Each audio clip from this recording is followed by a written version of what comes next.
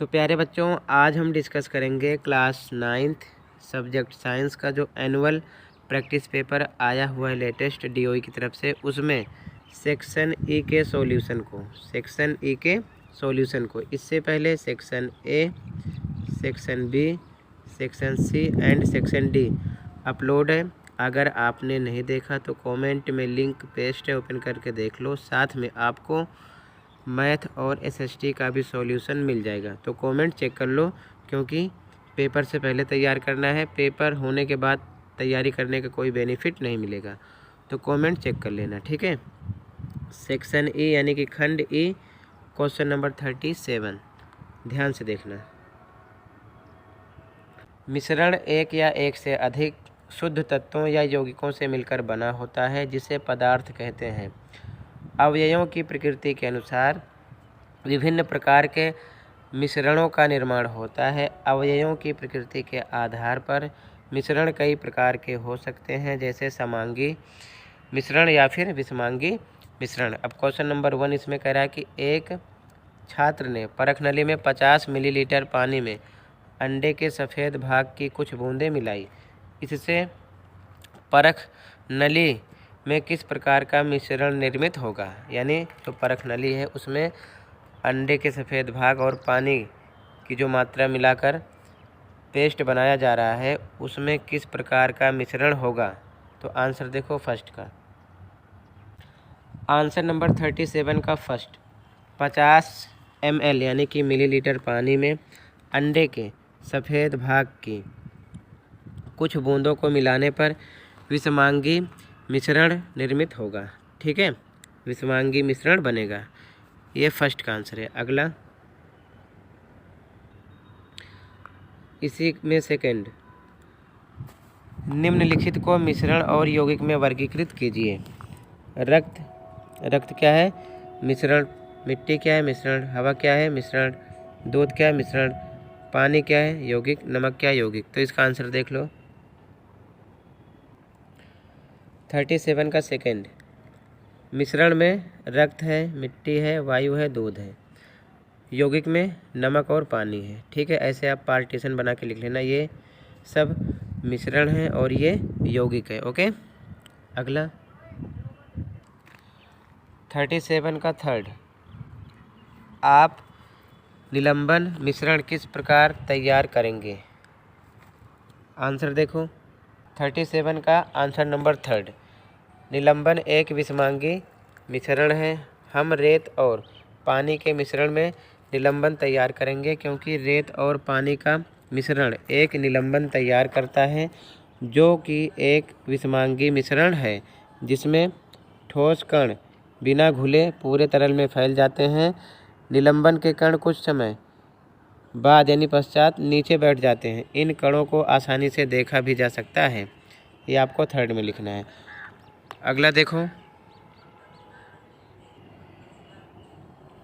37 का अथवा, थर्ड में अथवा, मोमबत्ती का जलना भौतिक और रासायनिक दोनों परिवर्तनों का उदाहरण है, समझाइए। आंसर देखो 37 का अथवा, जो थर्ड का अथवा था वो है ये, ठीक है। देखो ध्यान से, मोमबत्ती का जलना भौतिक और रासायनिक दोनों परिवर्तन है। भौतिक परिवर्तन तब होता है जब मोमबत्ती का मोम पिघल जाता है और वह अपना आकार खो देता है, तब भौतिक परिवर्तन कहलाएगा। रासायनिक परिवर्तन कार्बन डाइऑक्साइड का उत्पादन करने के लिए ऑक्सीजन की उपस्थिति में ईंधन का दहन है। तो मतलब कार्बन डाइऑक्साइड के उत्पादन के लिए ऑक्सीजन की उपस्थिति में जो ईंधन का दहन है वो रासायनिक परिवर्तन बना। और भौतिक परिवर्तन, मोमबत्ती का मोम जो होती है पिघल जाती है ना, तो उसका जो आकार खो जाता है वो भौतिक हुआ, ठीक है। तो दोनों कंडीशन यहाँ पर मेंशन की गई है। तो फिर से देख लो एक बार आप, 37 में फर्स्ट का आंसर, सेकंड का आंसर, थर्ड का आंसर, और अथवा में जो थर्ड दिया गया था ये अथवा में थर्ड का आंसर है, ठीक है। आगे देखो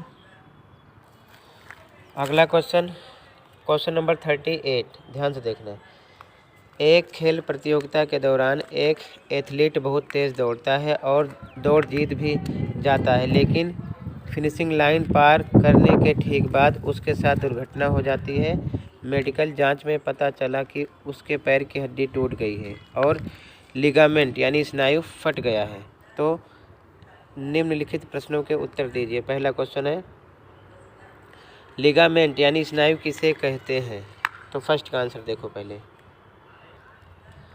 आंसर नंबर 38 का फर्स्ट, लिगामेंट जिसको हम बोलते हैं स्नायु, एक रेशेदार संयोजी ऊतक है जो हड्डियों को अन्य हड्डियों से जोड़ता है। ये 38 के फर्स्ट का आंसर है। ठीक है, अगला सेकंड क्वेश्चन, मांसपेशियां अस्थियों से कैसे जुड़ी होती हैं?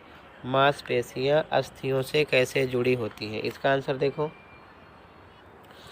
38 का सेकंड का आंसर, कंडरा सफ़ेद तंतुई संयोजी ऊतक के कॉर्ड होते हैं जो मांसपेशियों को अस्थियों से जोड़ते हैं। तो इसी के कारण, कंडरा के कारण मांसपेशियां जो हैं अस्थियों से जुड़ी होती हैं। ठीक है, ये सेकंड का आंसर हो गया। अगला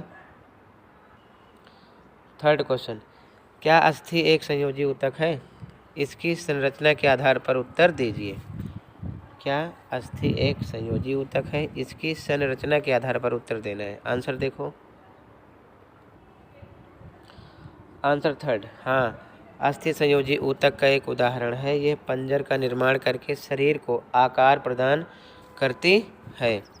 ये मांसपेशियों को सहारा देती है और शरीर के मुख्य अंगों को भी सहारा देती है। ये ऊतक कठोर और मजबूत होता है। ठीक है, ये आंसर थर्ड हो गया। ठीक है, अगला आंसर नंबर थर्ड में अथवा उस ऊतक का नाम बताइए जो अस्थियों के शीर्ष पर स्थित होते हैं और उनकी घिसने और टूटने से रक्षा करते हैं।